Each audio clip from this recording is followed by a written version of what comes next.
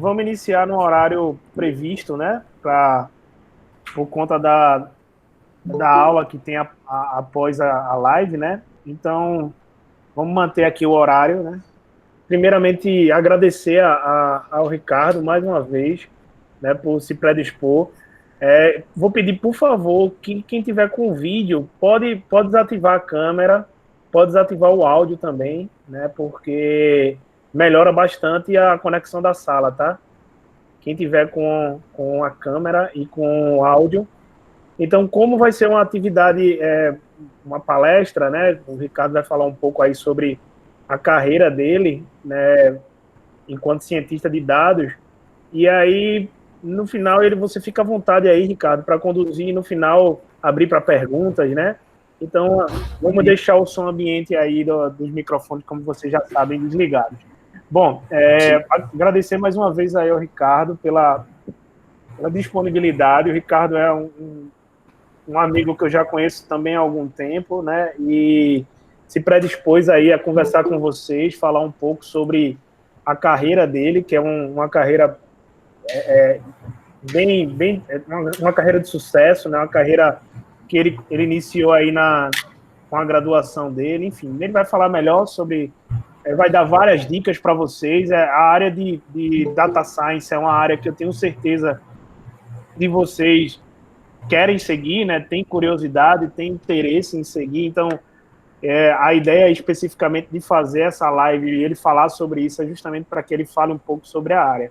Tá, eu não vou me estender muito. Ricardo, mais uma vez, obrigado aí. Fique à vontade, pode conduzir da melhor maneira que você quiser. Deixa eu só fazer as apresentações também, como eu apresentei você aos alunos. Aqui nós temos alunos de primeiro período de um curso de... André, se você puder deixar desativado o microfone. Tá bom, André? Ah, sim.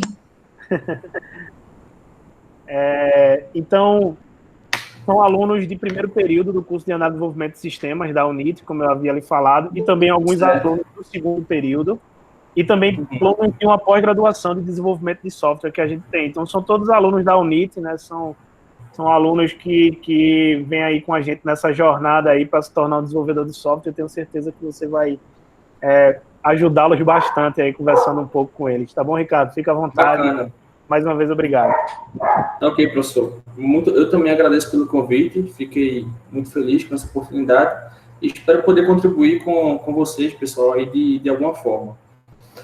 Bom, iniciando brevemente, né, uma rápida agenda, só para a gente saber os temas que a gente vai seguir, mais ou menos, né?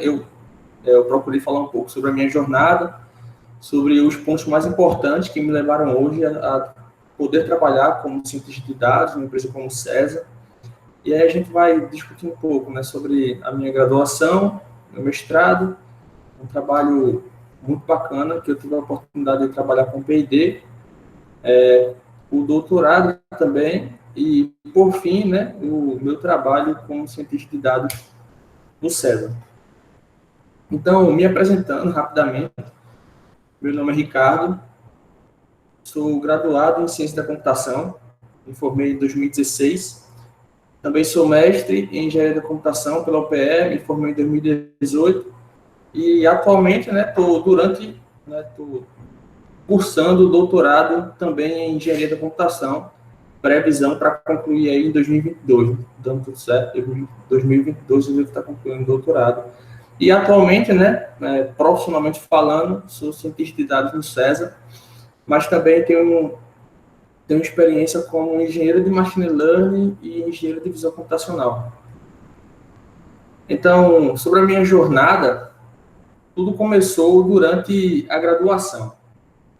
Eu lembro que eu entrei na graduação no ano de 2011, e aí me identifiquei bastante com o curso de computação, e sempre fui um aluno bastante interessado. Eu costumo dizer que meu interesse era genuíno, sabe? Então, eu, de fato, me interessava pelo conteúdo, me interessava pelas aulas, buscava estudar bastante em casa, também tinha boas notas e bom comportamento. E aí, a primeira dica, a primeira sugestão que eu dou para todos é que durante o curso, seja ele qual for, seja graduação, seja pós-graduação, é importantíssimo que vocês consigam se destacar. E aqueles que vão olhar com bons olhos para vocês, obviamente, são os professores. E esse meu destaque que eu consegui obter durante a graduação, no decorrer da história, vocês vão compreender que foi extremamente importante para que hoje eu viesse a ser um cientista de dados. Então, estudem bastante, procurem estudar em casa, procurem estudar boas notas, bom comportamento. E, mais importante, procurem fazer boas parcerias durante o curso. Durante a minha graduação, os meus amigos, aqueles que eu sempre estava perto, eram sempre pessoas que estavam bastante interessadas em aprender, em estudar, em etc. Então, se você conseguir formar boas parcerias, né, boas amizades, que te levem para mais perto do estudo, que te levem para mais perto de uma dedicação diária no seu curso, isso vai lhe ajudar bastante a se destacar e, obviamente, vai se refletir em boas notas, que é um dos pontos mais importantes. Então, a minha primeira dica é essa: destaque-se, tenha esse objetivo, eu quero ser o melhor aluno. Então, eu acredito que é um objetivo que todo mundo precisa ter. E aí, né, algumas atitudes importantes que eu tomei durante a graduação, e aí que eu sugiro também, e aí eu já adiantei alguns inicialmente, né? O primeiro é demonstrar interesse, então mostrar para os professores seu interesse em uma disciplina ou em um determinado tema, tire boas notas, tenha bom comportamento e procure ajudar os colegas, procure compartilhar conhecimento.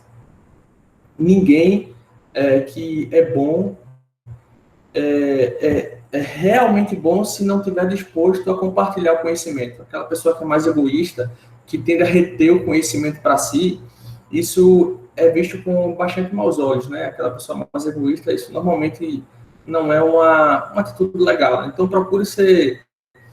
procure compartilhar seu conhecimento com os colegas, tanto para uma atividade em grupo, quanto para trabalhos, etc.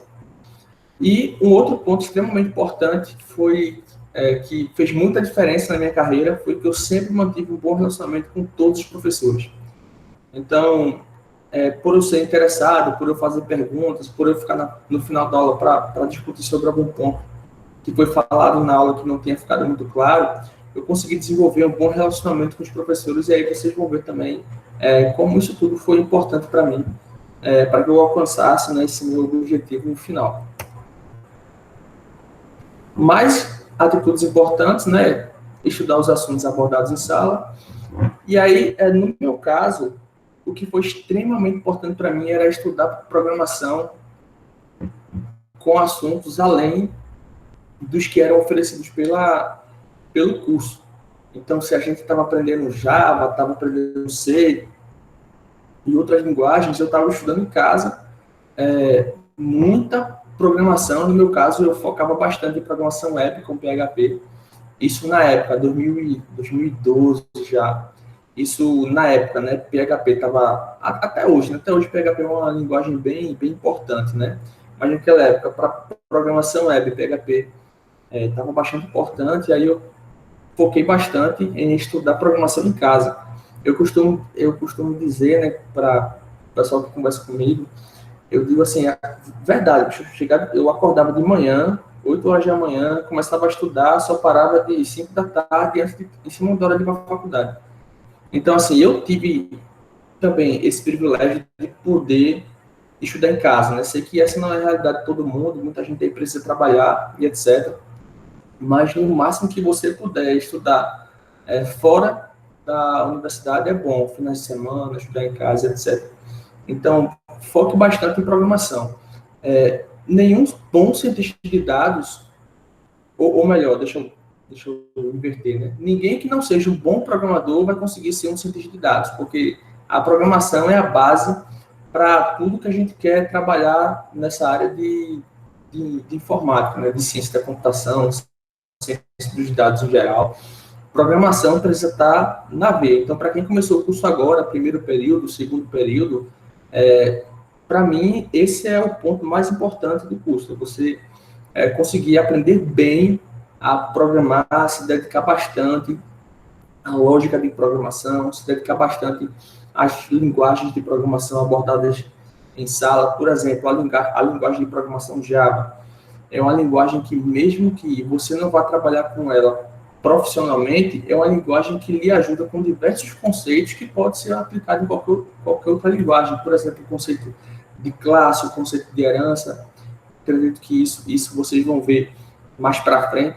Então, é uma linguagem que lhe fornece um arcabouço de informação, uma base para mandar bem também em outras linguagens de programação. Então, programação, eu acredito que é praticamente o centro do curso. Dando continuidade, essas minhas atitudes que eu falei para vocês, que tive durante a minha graduação, me levaram a obter algumas oportunidades, eu coloquei entre parênteses aí, e benefícios, né? Durante a minha graduação, eu tive a oportunidade de fazer 2 monitorias. A primeira monitoria, eu fui professor de informática básica para jovens e adultos. E essa primeira monitoria era bacana porque eu tinha um desconto no curso durante a monitoria, né? Enfim. E a segunda foi uma monitoria voluntária, mas que agregou muito para o meu currículo, porque eu tive a oportunidade de ser monitor da disciplina do banco de dados também.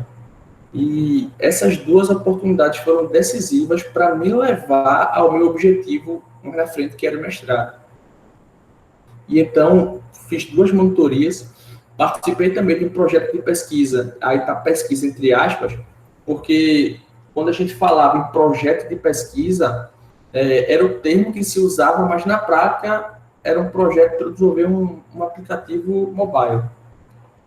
Então, mas enfim, participei também desse projeto com a Federação das Indústrias da Coreia do Sul.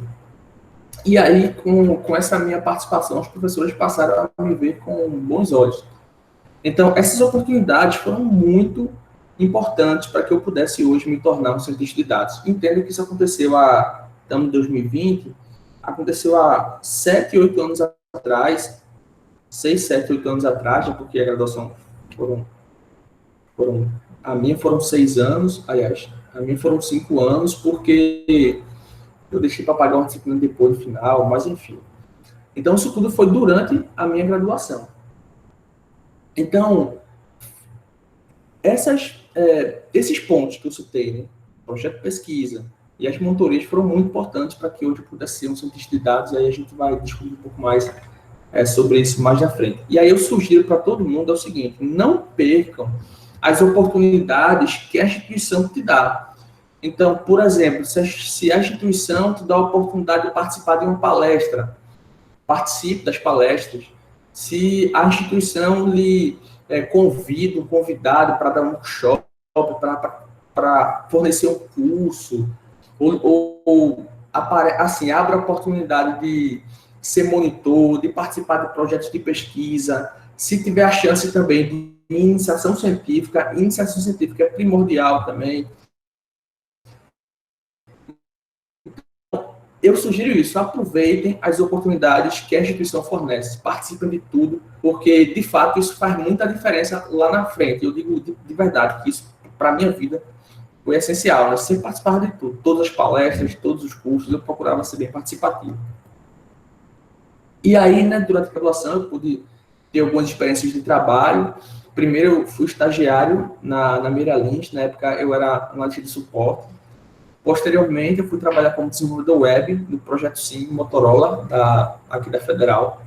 Foi muito bacana essa experiência, porque pela primeira vez eu tinha que desempenhar um trabalho que não tinha ninguém para me ajudar. E eu não era sênior, assim. Eu não era experiente, expert em desenvolvimento web, né? Como eu disse a vocês, eu estudava em casa todo dia, mas eu nunca tinha passado por desafios e realmente somente a experiência profissional lhe apresenta, né? Então, nessa época, eu trabalhava sozinho, não tinha ninguém para me ajudar e eu tinha que apresentar um sistema que eu estava desenvolvendo na época. Então, foi uma experiência muito legal. foi difícil, assim, foi desafiadora, mas foi uma experiência muito legal. E como primeiro emprego, CLT, trabalhei na Accenture, na época eu era analista júnior também, foi uma experiência bacana. E aí veio o que eu chamo de divisor de águas, que o mestrado foi o que me habilitou a ser um cientista de dados. Então, eu tenho certeza que se, assim, isso na minha vida, tá, pessoal? Não estou afirmando que só é cientista de dados quem faz mestrado, não. Eu estou dizendo, na minha vida, o mestrado foi decisivo. Se eu não tivesse feito mestrado, muito provavelmente eu não teria conseguido ser hoje um cientista de dados. E aí eu tive uma indicação importantíssima do professor Romulo, que na época ele era coordenador da UNFG, e ele me coordenou, ele me indicou para a professora Roberta, que foi a minha orientadora do mestrado. E essa indicação só foi possível graças ao meu bom desempenho na graduação. Então, quando eu disse a vocês assim, que atitudes simples, tirem boas notas, tenham bom comportamento, sejam interessados, participem das oportunidades que a instituição te dá, faça monitoria, vá para palestra, participe de tudo, você acaba, obviamente, adquirindo mais conhecimento em relação aos seus colegas, você consegue subir o nível aí, enfim, melhorar você mesmo, e além disso, os professores te veem com bons olhos. Com certeza, se eu não tivesse sido um bom aluno durante a graduação, o professor Romulo não iria me indicar para a minha orientadora no mestrado, que foi o que me possibilitou fazer isso. E aí, na minha vida, o mestrado foi completamente um divisor de águas. E aí, eu aceitei um grande desafio ao entrar no mestrado. E é importante dizer isso porque eu não sou a pessoa mais inteligente do mundo, né? Eu não estou aqui para passar para vocês uma imagem de super-herói. Tudo que eu peguei sempre deu certo, sempre tive sucesso, sempre não sei o quê. Não, também tive situações que foram muito desafiadoras para mim. Por exemplo, eu entrei no mestrado sem saber nada do meu tema de pesquisa. Meu tema de pesquisa era em cima de regressão. Que aí eu não sabia nada sobre regressão. Eu lembro que 2 dias antes da entrevista com a minha orientadora, eu pesquisei, vi na Wikipédia o que era regressão. Tipo, não tinha entendido quase nada, mas pelo menos sabia que era um modelo estatístico. E eu lembro que eu ainda pensei assim, rapaz, eu acho que isso aqui deve ter alguma coisa errada, porque o mestrado de engenharia da computação não tem programação. E se você pesquisar sobre regressão, você não vai ver muita regressão, você vai ver muita matemática. Então, eu até pensei que eu tinha pesquisado alguma coisa errada e fui, né? E aí eu aceitei o desafio de entrar no mestrado sem conhecer meu tema de pesquisa. E apesar de me esforçar muito, nos primeiros 6 meses, eu não consegui ter um bom desempenho nas disciplinas do primeiro semestre. Para mim, eu senti bastante o impacto inicial, né, da diferença entre a graduação e o mestrado. E eu me lembro que nos meus primeiros 6 meses, eu lembro que eu me esforcei bastante, estudei bastante, dei meu melhor, mas não consegui tirar boas notas nesses meus primeiros 6 meses. Então, as notas lá eram conceitos A, B, C e D, né? A é como se fosse um 10, o D é reprovado, C é regular e B é aprovado, como se fosse 7. E aí eu me lembro que de 4 disciplinas, em 2 eu tirei conceito B e em 2 eu tirei conceito C. Isso era muito ruim para mim, eu não cheguei a reprovar, mas isso era muito ruim para mim porque o programa tem uma regra que é o seguinte, para cada C que você tirar, você precisa tirar um A para compensar depois. Porque se você tirar um C e não tirar um A, você é desligado do curso. E aí, o mestrado para mim sempre foi um sonho, e eu lembro que para mim foi um período muito difícil, porque eu achei que eu fosse ser desligado do mestrado. Pensei, rapaz, entrei aqui, vou ser desligado, vai dar errado, vou perder um sonho, né, que eu sempre sonhei. E aí? E aí eu me enxergava como o pior aluno da turma, né? Então eu vim de um cenário na graduação, onde eu era um dos melhores alunos da minha turma, e aí fui para um cenário do mestrado, onde eu me enxergava como o pior aluno da turma, né? Então, o começo, os primeiros 6 meses aí foram bem desafiadores, mas aí eu consegui superar os desafios, né? Eu não desisti, isso é muito importante, pessoal. Isso é muito importante. na carreira de qualquer profissional é lutar pelos seus objetivos e não desistir, correr atrás, mesmo que pareça que aquela disciplina é difícil, mesmo que pareça que aquele assunto você não vai conseguir entender, mesmo que você veja assim, rapaz, matemática não entra, matemática não tem jeito. Então, assim, é não desistir e não tentar criar esses bloqueios, né? Não se colocar na posição de ser incapaz de aprender determinado assunto, beleza? E aí, no segundo semestre, eu precisava pagar um total de seis disciplinas. Já tinha pago 4 no primeiro, e aí eu tinha a obrigação de pagar somente mais 2. Mas se eu pagasse 2, eu tinha a obrigação de tirar 2 As. E aí eu pensei, rapaz, eu me esforcei tanto no semestre passado, não consegui tirar nenhum A. E eu me esforcei. Como é que eu vou tirar agora? Como é que eu vou tirar agora nota conceito A, sendo que ano passado eu me esforcei e não consegui? Mas aí encarei o desafio novamente. A minha orientadora fez, Ricardo, eu acho melhor que você pague 3 disciplinas para tirar 2 As do que você pagar 2 para tirar 2 As. O que é que tu acha? Eu disse, professora, eu confio na senhora, vamos embora aí, que a coisa complicou mesmo, aí vamos ver. E aí eu consegui tirar A nas 3 disciplinas. Isso para mim foi uma superação que de verdade eu não imaginei que eu fosse alcançar. Fui elogiado pela minha orientadora, porque no período que eu estava pagando as disciplinas, consegui caminhar com a pesquisa ao mesmo tempo. E aí, no mestrado, eu consegui ter o mesmo prestígio que eu tinha durante a graduação, né? E aí, eu entrei... Ah, não, essa parte eu falo depois, deixa eu ver. Essa parte eu falo depois. Mas aí, beleza, né? Vamos bater um papo agora sobre a minha pesquisa. Isso é bem rapidamente sobre a minha pesquisa do mestrado. Para quem está começando agora, na vida acadêmica, na graduação, etc., dá uma visão geral do que é o mestrado. É um curso de 2 anos, onde você vai entrar, vai pagar algumas disciplinas e vai ter que desenvolver uma pesquisa, uma contribuição científica. O final do seu mestrado é uma contribuição científica. No meu mestrado, eu investiguei modelos de regressão para previsão de peso de jogadores de futebol, ou seja, e vejam que isso aí é também ciência dos dados. A gente vai fazer como é o nome? A gente vai fazer vai mostrar, né, porque isso aí é ciência dos dados.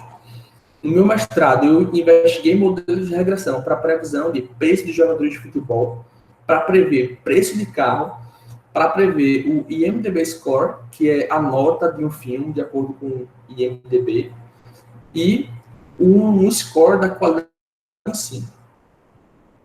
Como funcionou todas essas previsões? A gente tinha uma base de dados, por exemplo, na base de dados de jogadores de futebol, eu tinha 2 variáveis que eram que eram altura e idade, e peso era o que eu gostaria de prever. Então, eu aplicava um modelo de regressão para aprender qual deveria ser o peso do jogador de acordo com a sua idade e com a sua altura. O mesmo acontece para as demais previsões, né? A gente estuda algumas variáveis para encontrar aquilo que a gente quer prever. E eu também investiguei alguns algoritmos, alguns modelos, né, de algoritmos genéticos para otimizar esse modelo de regressão, né? Então, eu utilizei um algoritmo genético que já estava presente na literatura e eu também propus um novo modelo de algoritmo genético. Então, a minha dissertação de mestrado teve 2 principais contribuições, né? Que foi, na verdade, 3, que foi modelos de regressão para prever essas informações que eu já falei, a aplicação de um algoritmo genético para otimizar esse modelo de regressão, e aí eu propus um modelo novo de algoritmo genético. Isso, para mim, a pesquisa foi bem interessante. E aí, né, quais foram os meus sucessos ao final do mestrado? Desenvolvi uma pesquisa de qualidade. Se alguém quiser, no final, pode pedir a minha dissertação, que eu posso mandar, beleza? Só no final eu vou deixar meu e-mail aqui, só pedir por e-mail, se alguém tiver curiosidade de ver a minha dissertação do mestrado. E também esse foi o primeiro sucesso, né? O segundo, eu fui convidado pelo então coordenador do programa para trabalhar com P&D na Stefanini. Então, na época, ele era sócio da Stefanini, e, na verdade, de marca, né, do dono lá da Stefanini, ele era o sócio, e aí ele me convidou para trabalhar lá na empresa dele com P&D. E, ao final do mestrado, eu fui de pior aluno da turma a um dos melhores alunos da turma. Então, o que a gente pode conseguir com esforço, né? Não é porque eu sou mais inteligente do que ninguém, né? É porque eu entrei num nível lá embaixo, consegui recuperar muito bem, consegui escalar, né, digamos assim, o nível muito bem no decorrer do curso e terminei o mestrado com o coordenador sentado comigo na sala, dizendo: Ricardo, a gente vai abrir um doutorado aqui ano que vem e a gente não quer perder os melhores alunos para a federal. Então a gente quer que vocês fiquem aqui com a gente. E para isso, né, o que é que tu acha aí? Tu vai trabalhar convidar para tu trabalhar comigo na Stefanini, tu vai trabalhar lá esses 6 meses, e aí quando terminar esse período que abrir aqui o doutorado, tu entra no doutorado com a gente, pega a bolsa e sai de lá, ou se quiser continuar lá, tu continua lá e fica aqui no doutorado. Mas a gente não quer perder os melhores alunos e tal. Então isso para mim foi uma grande superação, sabe? Não porque eu sou melhor do que ninguém, mas porque eu consegui superar os desafios que foram impostos para mim mesmo. Né? Eu não consegui escalar, né? De pior aluno da turma aos melhores alunos da turma. E aí, nesse trabalho da Stefanini, foi uma experiência arretada. Eu fiquei lá 1 ano e 3 meses, aproximadamente. Trabalhei como um engenheiro de machine learning de visão computacional. E aí, né, eu aceitei mais um desafio, que foi entrar nesse trabalho, mesmo sem ter experiência prática, nem com processamento de imagens, nem com deep learning. E aí eu entrei lá, né, para aplicar deep learning, que são modelos de aprendizagem profunda, de inteligência artificial, para aplicar processamento de imagens. Então, eu não sabia nem processamento de imagens, nem deep learning. Eu brinco, conversando com um amigo meu, e eu entrei lá na Stefanini, eu não sei se alguém aqui já assistiu aquele filme, Os Estagiários. É a história de 2 amigos que eles entram para estagiar na Google e eles sofrem bastante lá, né? Pronto, eu era um estagiário, fazendo referência ao cara do filme. Entrei lá sem saber de nada e precisava superar mais um desafio, né? Então foi bem desafiador, mas eu consegui aprender e conseguir desempenhar um bom trabalho, né? Tanto é que eu passei lá mais tempo do que se esperava inicialmente. E aí, posteriormente, eu escolhi fazer o doutorado na UPE. Eu, de fato, hoje faço doutorado na UPE porque eu realmente escolhi a UPE porque, eu escolhi por causa do orientador, principalmente, porque o meu orientador hoje é um cara que, é um grande privilégio poder trabalhar com ele. O meu orientador era o então coordenador do curso do mestrado, que me convidou para trabalhar na Stefanini. Aí hoje ele é o meu nome do cargo, rapaz. Ele é o coordenador geral de pós-graduação da UPE, então de todos os cursos. E assim, a oportunidade de trabalhar com ele é um negócio arretado, me identifico muito com ele, o tema de pesquisa também, então eu tive a oportunidade de fazer doutorado na Federal, mas eu não quis ficar na UPE mesmo. E aí, estou trabalhando com processamento de imagens de documentos, aplicando inteligência artificial com modelos de aprendizagem profunda. E aí é para processar imagens de documento, né? Então, até agora eu fiz algoritmos para detecção de bordas, detecção de texto e leitura óptica de caracteres em documentos. Só dando uma visão geral, leitura óptica de caractere é o seguinte: entra no computador a foto de um texto e o computador digita o texto que está na foto. Resumindo, é isso. E acabei de ter um artigo aceito na conferência do JCNN, e tem o Qualis A1, e isso, assim, para quem não entende ainda a ideia de Qualis, o Qualis A1, de acordo com a CAPES, é o Qualis mais difícil do mundo de conseguir. Tipo assim, as melhores conferências do mundo tem o Qualis A1, né? E aí eu tive esse privilégio de ter um artigo aceito lá. E aí, pessoal, assim, já chegando agora na parte que eu fui contratado pelo César, eu tenho algumas sugestões para quem deseja ser um cientista de dados. Primeira sugestão, faça uma boa graduação. Aplique as dicas que eu dei inicialmente. Participe de tudo que você puder participar. Faça a melhor graduação que você puder, seja o melhor aluno que você puder ser.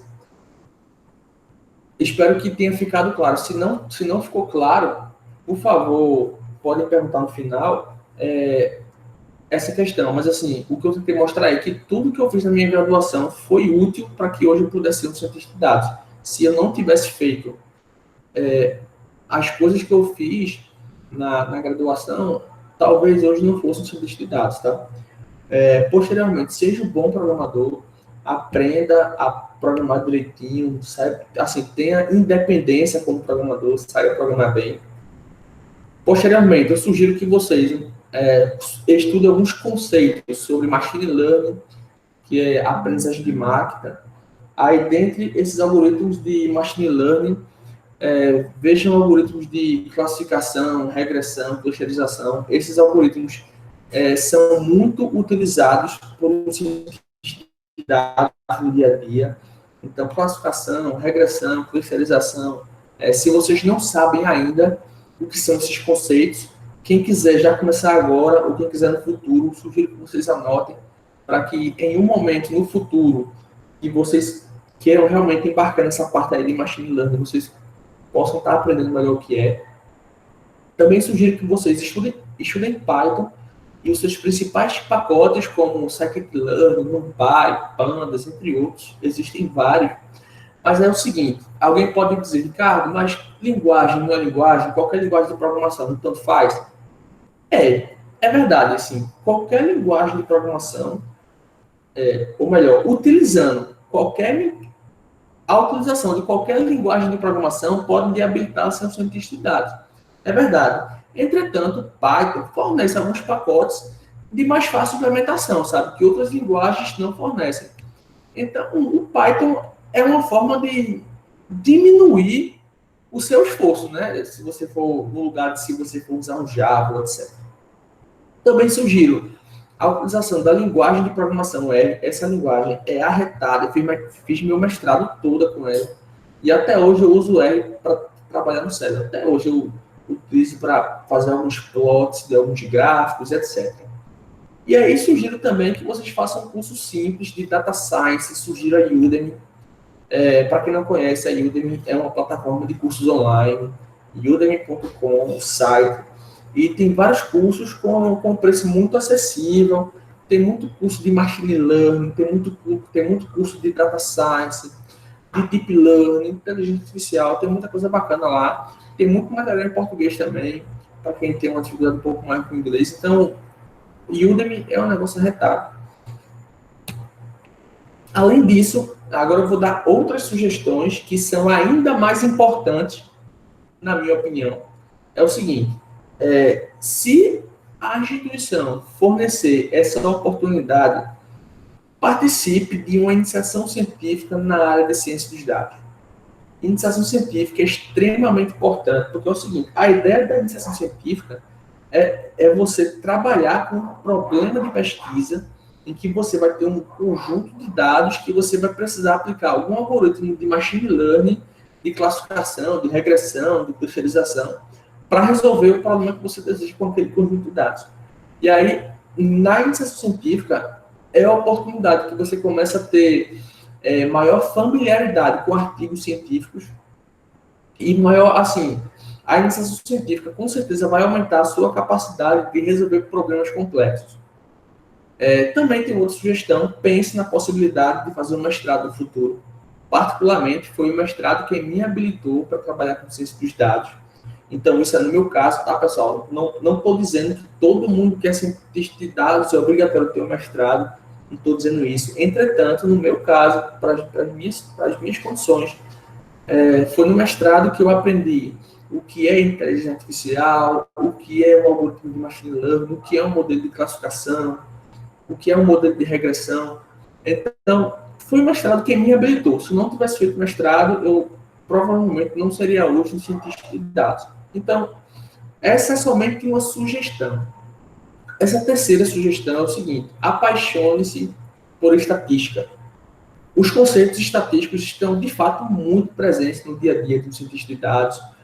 Quando a gente está trabalhando com muita informação, com grande volume de dados, a gente vai precisar muito da estatística para avaliar se a gente tem um modelo bom para resolver aquele problema, enfim. Apaixone-se por estatística, é muito importante essa questão. E aí fica uma pergunta importante: que tipo de cientista de dados você quer ser? Isso é para quem quer ser um cientista de dados, mas serve também para qualquer outra profissão relacionada na área da computação. Mas aqui especificamente para cientista de dados. Você quer ser um cientista de dados que sabe utilizar, que simplesmente sabe utilizar os pacotes que incorporam os algoritmos? Por exemplo, se você for lá no Python, tem um pacote chamado Machine Learning que você implementa uma rede neural artificial em uma linha de código. Você bota lá MLP, uma linha de código, e ele carrega uma rede neural artificial para você rodar. Então, que tipo você quer ser? Você quer ser o cara que sabe simplesmente pegar uma rede neural do Scikit-Learn, botar em uma linha e resolver o problema? Ou você quer ser um cientista de dados que possui conhecimento teórico suficiente para desenvolver um código customizado caso o problema não possa ser resolvido por um pacote? Pronto. Porque é o seguinte, pessoal. Durante essa minha experiência como cientista de dados, eu tenho notado que está cheio de gente que sabe usar pacote pronto. Está cheio de gente que sabe pegar um modelo de rede neural, aplicar para o problema, fazer a previsão. Está cheio de gente que sabe pegar um modelo de regressão e aplicar. Está cheio de gente que sabe pegar lá o KNN, que é para clusterização, aplicar lá no conjunto de dados e faz uma separação tudo bonitinho. Isso aí o mercado tem muito. Mas tem poucas pessoas que sabem dizer qual é o problema, qual é o algoritmo que eu vou utilizar, por quê. Ou, então, assim, dado um determinado problema, vou utilizar um algoritmo de machine learning, testei, aquele algoritmo não está bom, eu saber responder por que esse algoritmo não funcionou para esse problema. E, além disso, como modificar um algoritmo para que ele se adeque ao problema que eu quero resolver. Então, eu acho que essa parte, ao meu ver, é uma das partes mais importantes dessa apresentação, porque é uma reflexão muito importante, sabe? O mercado está cheio aí de gente que sabe utilizar as funções prontas, mas o mercado é muito escasso de pessoas com conhecimento teórico forte para poder desenvolver um problema, ou melhor, para poder resolver um problema realmente complexo. Beleza? E por fim, pessoal, era isso que eu tinha para falar. Eu gostaria muito de agradecer ao professor Gleudson pela oportunidade. Agradeço também ao NIP, ao Centro Universitário de Tiradentes, pela oportunidade de bater esse papo com vocês. Não poderia deixar de agradecer também a Poli, a UPE, que é a universidade na qual eu me formei. E, assim, eu penso que, de fato, eu devo muito a ela, devo a minha formação, praticamente, assim, a parte mais importante da minha formação, a UPE. E aí, pessoal, fica os meus contatos, tá? Quem quiser anotar, quem quiser entrar em contato comigo, meu LinkedIn, meu Instagram.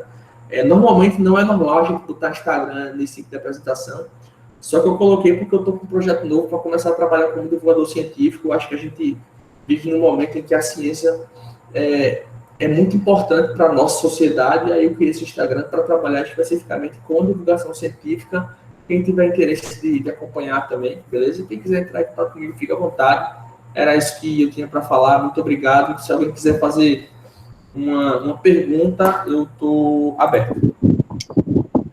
Ricardo, tem algumas perguntas aqui que foram feitas durante a apresentação no chat, e aí eu vou ler elas aqui, se você puder ir respondendo, pode ser? Bacana, tudo bem, bacana. Então, o Felipe Abreu perguntou: banco de dados é um dos pilares da carreira? Com certeza, eu uso banco de dados todos os dias, e eu tenho notado de que a utilização de banco de dados, uma proficiência em SQL é muito importante.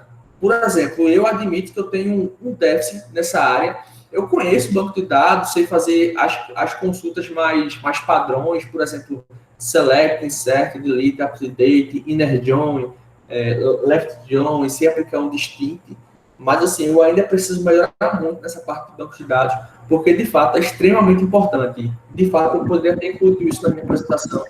Foi muito boa pergunta. Então, quem tiver interesse também, é muito importante saber dominar bancos de dados. Perfeito. Daniel Fittipaldi, ele perguntou onde você aprendeu Machine Learning. Eu acho que a palestra inteira deve ter falado disso, mas se você quiser complementar com alguma coisa, fica à vontade. Pronto, bacana. Eu aprendi no mestrado, durante as disciplinas e principalmente lendo muito artigo científico. Disciplinas do mestrado me habilitaram para isso e a leitura de artigos científicos também. Perfeito. Caio Victor perguntou onde você fez o mestrado, foi na UPE, né? Ele respondeu também. Foi na UPE. Perfeito. O Ian perguntou, tem algum curso específico da Udemy que tu indicaria especificamente? Bacana. Não, assim, especificamente não, porque eu não cheguei a fazer nenhum curso lá de ciência de dados. Eu fiz outros cursos, mais a parte de processamento de imagens. Mas tem muitos cursos muito bons. Eu acho que vale a pena ver lá em Menta e ver lá o que é que você se agrada mais.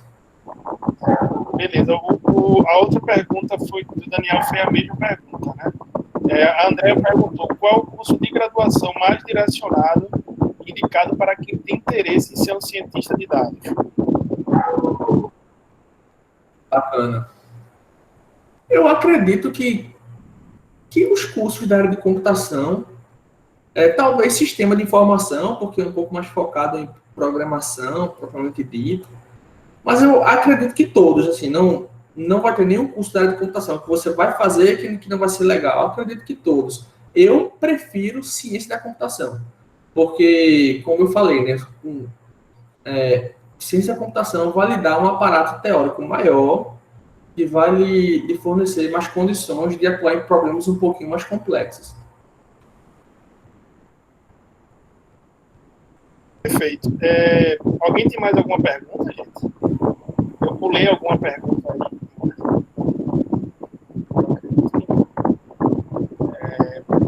Bom, gente, quero agradecer mais uma vez aqui o Ricardo. Ricardo, velho, show de bola, cara. Foi arretado aí, eu acho que ajudou, deu um norte bem legal. Tem coisas aí que você fala na sua palestra que assim, tem muito a ver com a minha carreira também, né?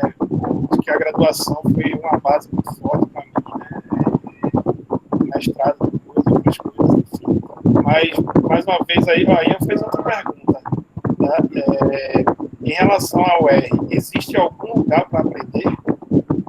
Então, o R especificamente, eu sofri muito com R inicialmente, porque é difícil.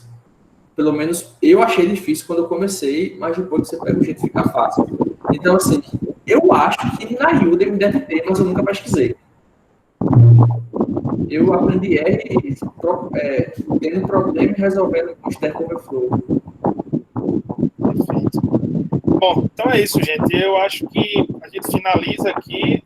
O Leandro fez outra pergunta aqui. Aqui tem tempo ainda, tá, gente? Temos aí pelo menos uns 10 minutos. Então, quem tiver pergunta pode fazer. O que seria necessário ter em conhecimento para trabalhar com aprendizado de máquina? O Leandro, eu acho que ele falou durante também a palestra em si, né? É um conjunto de coisas. Mas se você tiver alguma coisa para complementar, Ricardo, fica à vontade. O que seria necessário ter conhecimento para trabalhar com aprendizado de máquina? Então, é uma pergunta um pouco abrangente, porque aprendizado de máquina, assim, tem várias vertentes, né?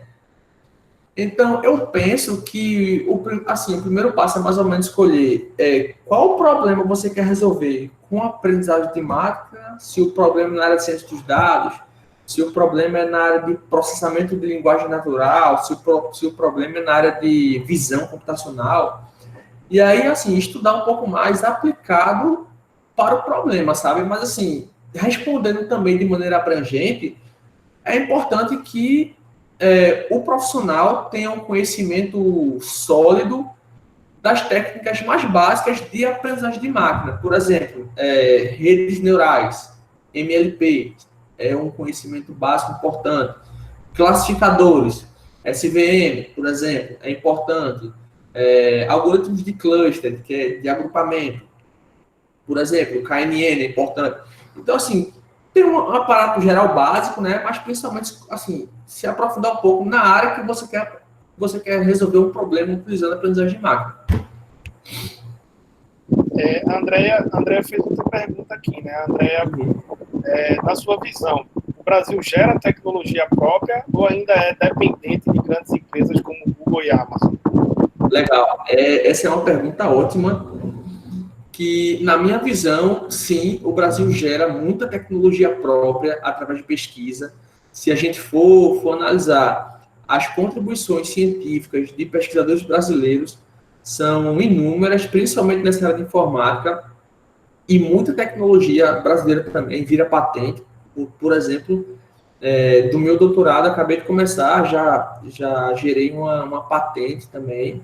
Entretanto, eu penso que o Brasil poderia ser melhor, assim, a nossa tecnologia poderia ser melhor aproveitada. Eu penso que a gente gera, sim, mas que a gente não gera mais, porque também falta um pouco de investimento em ciência e tecnologia.